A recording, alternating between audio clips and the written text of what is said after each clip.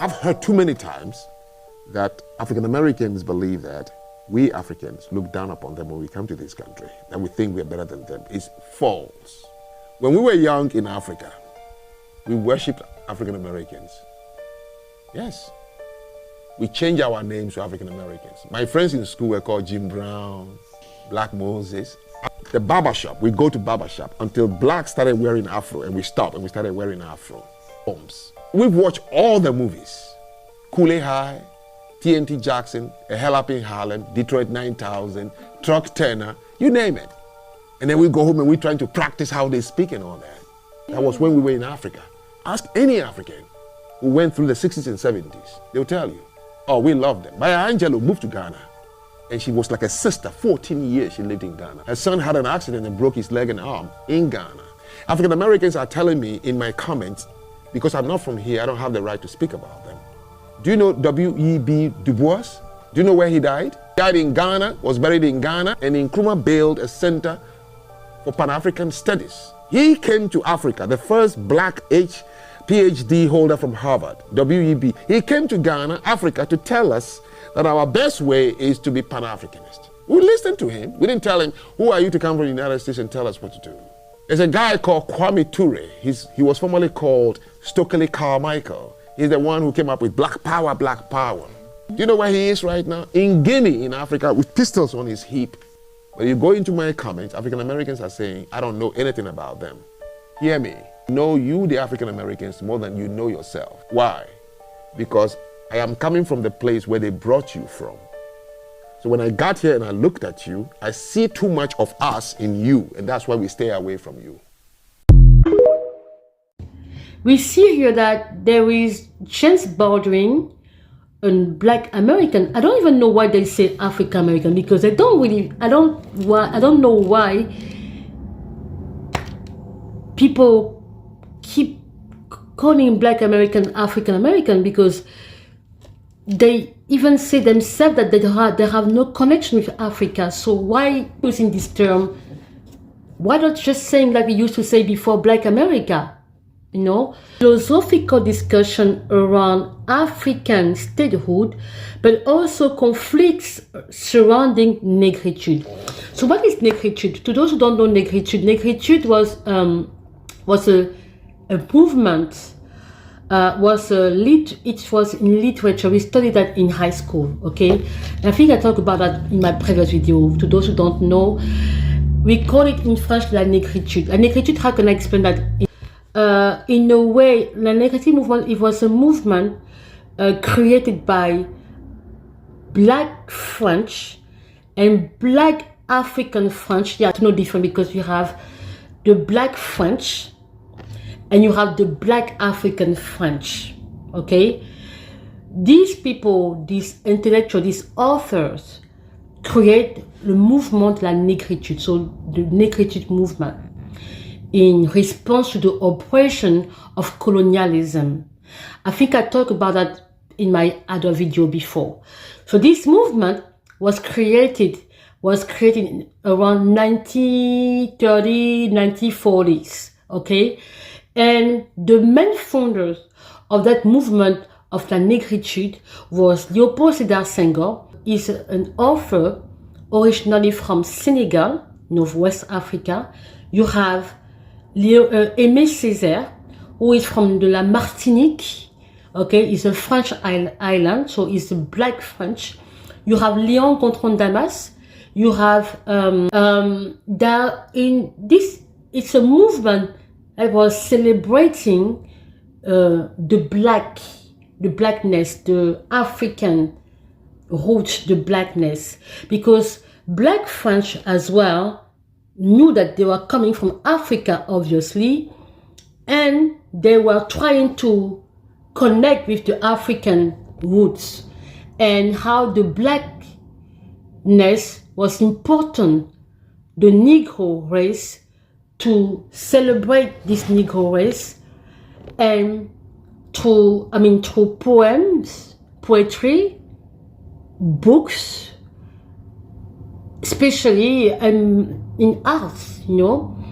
And how was it possible to be proud, okay, to fight unconsciously when every day you live in a system, because colonialism, okay, was not easy at all.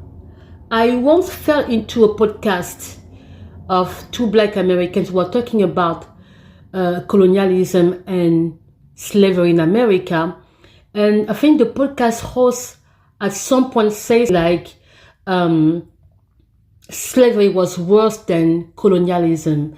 And I saw that he didn't know what he was talking about, because colonialism was as much awful than slavery. It was the same thing. It was psychologically broken the Black African and the Black French as well. You were considered second-class citizen.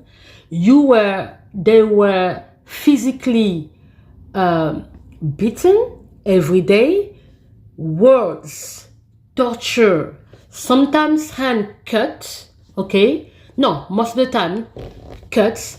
Sometimes you had some people who have been executed in some part of in Africa, okay? You have to work to bring certain amount of what was required by the metropole or the kingdom, like for example, the Belgian kingdom did so many savage things, horrible things in Congo, okay? You have places like in my country where people have to cut big trees with little, it was horrible. And also, women were also used by colonizer, Black African women. So it's not something that you will see that you say that it was less there than the other one. It was worse. So how was it possible to think of yourself that you worth, that you have dignity, that you mean something when every day you are taught that you are nothing? It was difficult. In that sense, la négritude mouvement, okay, négritude movement came out, saw the light. So this intellectual felt that it was important. Now in this group, among them, you have those who have created different. They were clearly anti-colonialism, anti-colonialist. Okay, it was horrible. So slavery was not less than colonialism. It was the same thing. It was horrible. Same. Now, you have one of them, some of them are very interested to discover, to go around the world and to see how other Black were also living. I think it's Léon Gontran Damas or Guy Tyrolien, one of them, who actually went to America. He lived there and even became a university professor at Howard University, one of them, before he went to Africa. They were very involved.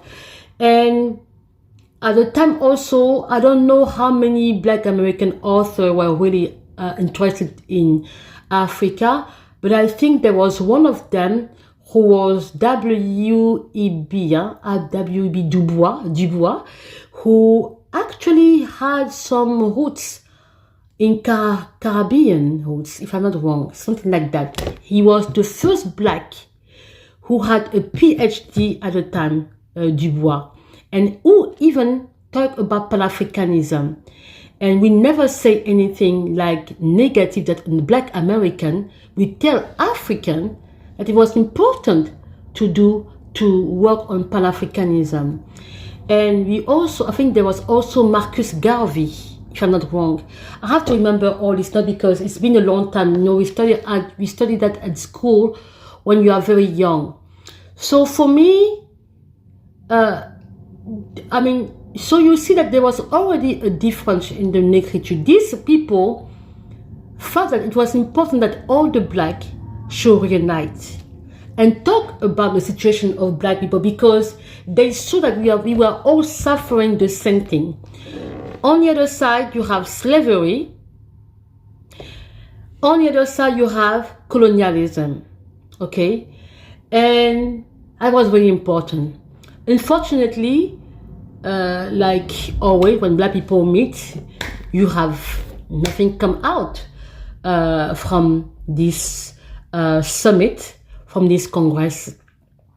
So I think the thing is, Black America was like, no, we are not the same. We have the same problem, because we can read it here that James Baldwin, who is an American author, I think, he said that Baldwin and other American delegates found themselves isolated from the idea spouted by French-speaking delegates, and as proponent of negritude, Diop and Senghor supported the creation of international Black identity that was separated from imperialism and colonialism. That was really normal. I don't think anything wrong, because imperialism has clearly brainwashed Black people in general. And as a Black American, Baldwin noted that the constant reference to one black identity only highlighted the significant differences in Black experience. For example, Baldwin mentioned the discussion around what constitutes culture. He questioned, if there can be a singular Black culture when Black people have been dispersed through the globe, living under different conditions and history. It means for me that they were already divided from the beginning, so it wasn't something that could unite them anyway. Because I don't know what was the problem to be united at this point, because they were going through the same situation. But anyway, so you see that from the beginning, Black people have never been united, and it always been separation between them. So Black America is not African. We have to be honest on that. We have huge differences, and there is nothing in common, only the color of the skin. Even if people will say, what are you talking about? No, because when you see the other Black of the old diaspora, if you want to compare, you go to Haiti, you will see that Asians seem to be more closer to Africans. You will see that Black Brazilians, they still have many things that reminds you of Africa in their culture. You go to Cuba, you go to some island like Jamaica, there is still something that reminds you of Africa. But when you look at the Black American culture, I don't know what really reminds you of something of Africa. Maybe in the early days when they were in America, but little by little, I don't see anything in common with Africa at all. Just the color of the skin. Because even the mentality, we have different mentality, we have different way to view life. So it takes a huge desire for Black American to be interested in Africa, because clearly we have nothing in common. What I want to say is like, Black America has been an inspiration for Black in general, because of the way they fight for their freedom in America.